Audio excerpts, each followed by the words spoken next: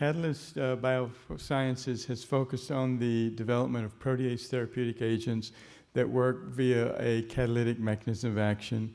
And the most obvious advantage to a catalytic mechanism of action versus a stoichiometric one is that the catalytic drug will be able to maintain efficacy at orders of magnitude lower concentrations.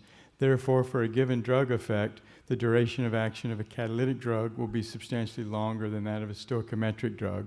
And that in turn should lead to the ability to dose much less frequently, which might be particularly advantageous in situations such as, for example, a drug that has to be delivered by intravitreal injection.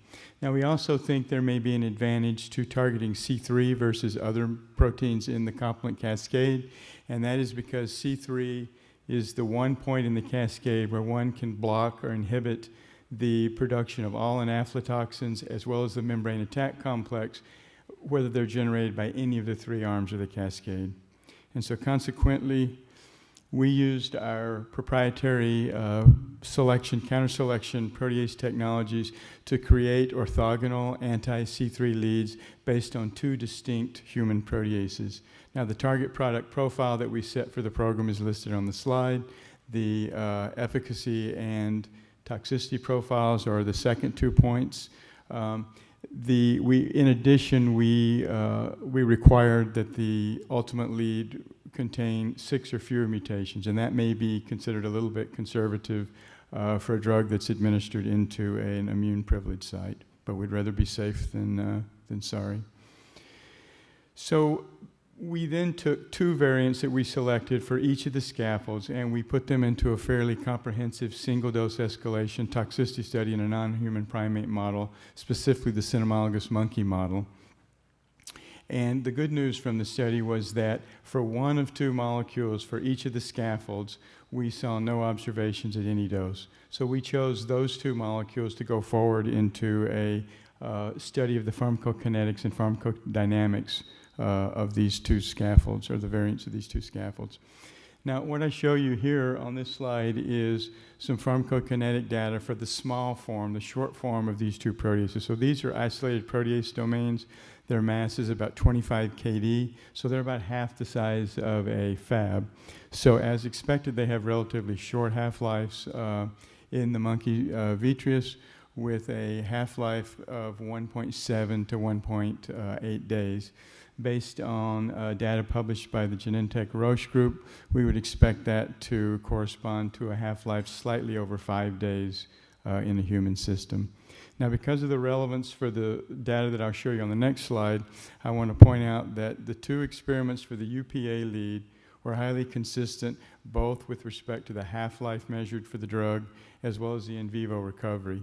And that's in contrast to the MTSP lead, where again the measured half-life was very consistent. In fact, we got the same number of 1.7 days in both experiments.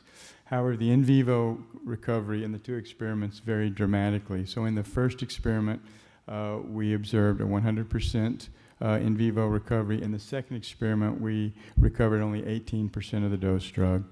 So we suspect that that's due to a problem with the dosing solution in the second experiment, but since the experiment was done off-site, we'll obviously have to repeat it to be sure. But the pharmacodynamic data is shown on the next slide from these experiments, and you can see for both of the leads, either the UPA or the MTSP, there was a total inhibition of C3 activity out to beyond 1 week following injection, the single injection of the drug.